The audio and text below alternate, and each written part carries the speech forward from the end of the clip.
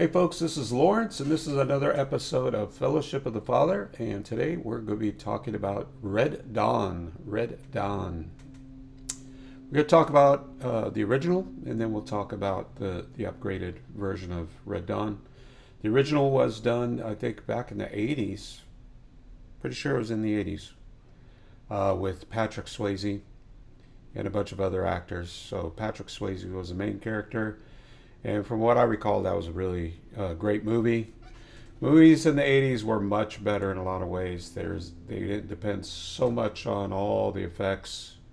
There's a lot of content in them. Um, so the premise of this movie is, for the first time in the history of America, not only did someone breach America, but they actually breached North America. They made it onto our continent, which was thought to be nearly impossible because of everything that we have in place. And so I think the original was China. And I think the next one was Korea. I can't remember, but at the end of the day, it really doesn't matter. All the world's a stage, and a foe is a foe, and they decide who the foes will be for a particular era that we're in.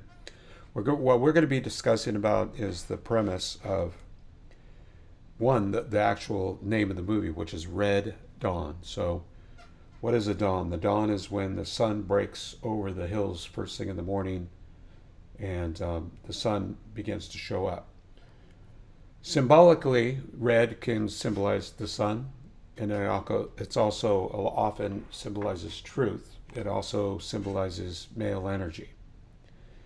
So when you think about what's going on in Red Dawn, is you got this group of teenagers that are probably in a unfortunate way, they're being asked to become men overnight. So one minute everything's peaceful, serene, they're in this dreamlike atmosphere where all they have in their mind is just getting out of school, and they're in a small town, so life is good. Then everyone starts parachuting out of the sky and taking over the town, and everyone flees for the hills because they don't know what's going on. All the parents are being taken away to concentration camps, and so these poor souls are left to be without parents, without direction, and they're forced to grow up. They're forced to mature and deal with facts. Cold, hard facts. It's one of the hardest things to do as men, is to deal with the fact that you're in a situation. I don't want to see a situation. I'm too busy to deal with the situation. I'll deal with it tomorrow. No, you're in a situation now. Your house is in major danger. Does that resonate with the way the United States runs currently? Just everything is about turmoil. Everything's about problems, problems, problems. There hasn't been a break in a very long time. It used to be you would have patches of time, then there'd be a problem. There's always something going on in the world.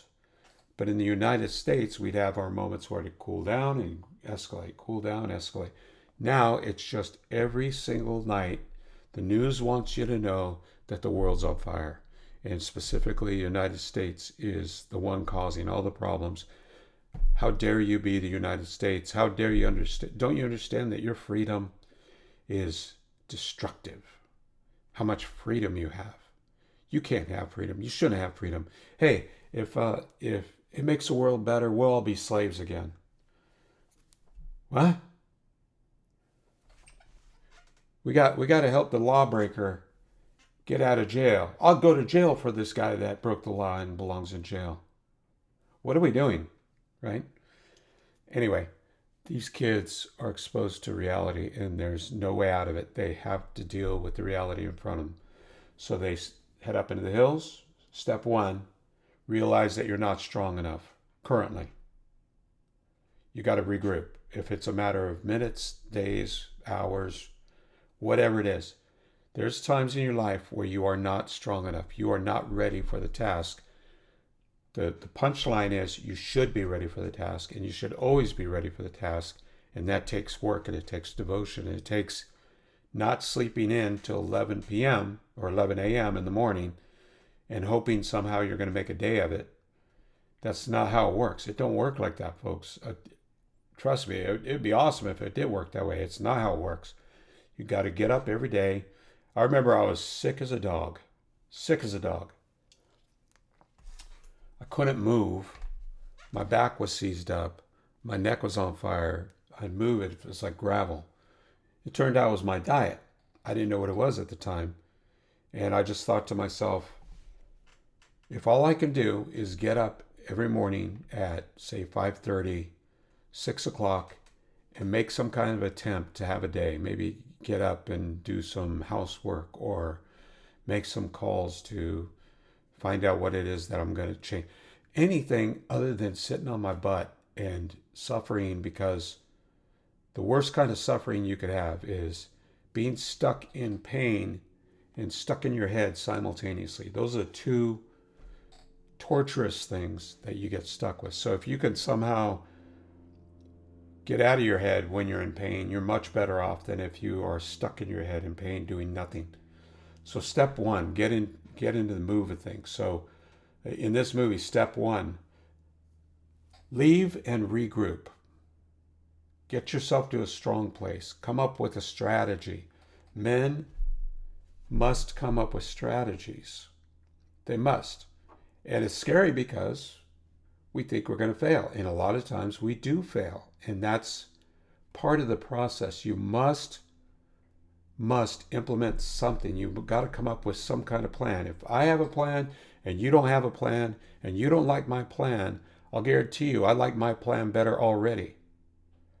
Someone has to come up with some kind of plan. So there's a saying that I used to cringe about that I now see is actually a pretty worthwhile saying. It's lead, follow, or get out of the way. And if you're not okay with someone else leading, then you need to develop yourself as a leader. Or you need to get out of the way. One way or another, this thing has to work. We've got to preserve our lives. We've got to make life work. So anyway, they regroup, they make everything happen, and they start thumping melons on these poor army that invaded invaded America. These gun-toting Americans thumped their melon because they got to be guerrillas, and I don't know. It kind of strikes that thing in a male psyche, like, I don't know if I'm going to win, but I know you ain't going to win, right?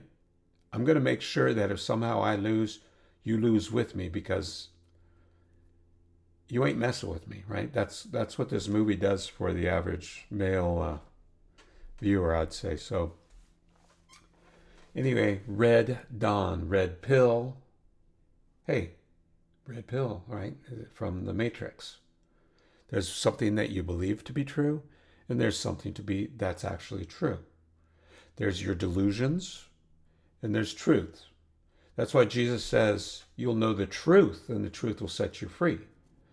It doesn't say the truth will provide you comfort. The truth will be awesome. The truth will make you happy. Now he says, you'll know the truth, and the truth will set you free. Truth doesn't have any guarantees of happiness attached to it. And as a matter of fact, most of the time the truth is hard, sometimes tragic. And you got to come up with new distinctions to deal with it. So think about that this week. Red Dawn, right? What would you do if you were looking outside and a parachute landed in a backyard? Are you ready for that? Are you in the gym, or are you in the donut shop? Are you in the library? Or are you reading more comics? Or are you reading more romance novels? I don't know. I've heard some really weird things coming out of men's mouths. People at church, what on earth are you guys doing? I don't know. I'm here for you guys if you want to develop. And if you want to develop, I'm here to support you. I would hope that you'd want to support me.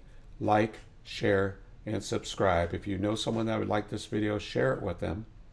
Post it on your Instagram or whatever, and share it. We're doing something different, guys. There's men developing their YouTube accounts to help you guys out there, and we do need to support each other. And again, I'm hoping for a day when YouTube will no longer be about stars. It'll be about people sharing ideas back and forth and thousands of viewers for everyone as we're synergizing as men. As iron sharpens iron, so does one man sharpen another. And it's not as one person sharpens another. It is the original is man. One man sharpens another. One man sharpens another. Period. End of story. We need each other as men. Let's do this thing and make it happen this week. So this is about Red Dawn. This is Fellowship of the Father, and I hope you enjoyed this particular episode. And we'll talk to you later. Bye bye.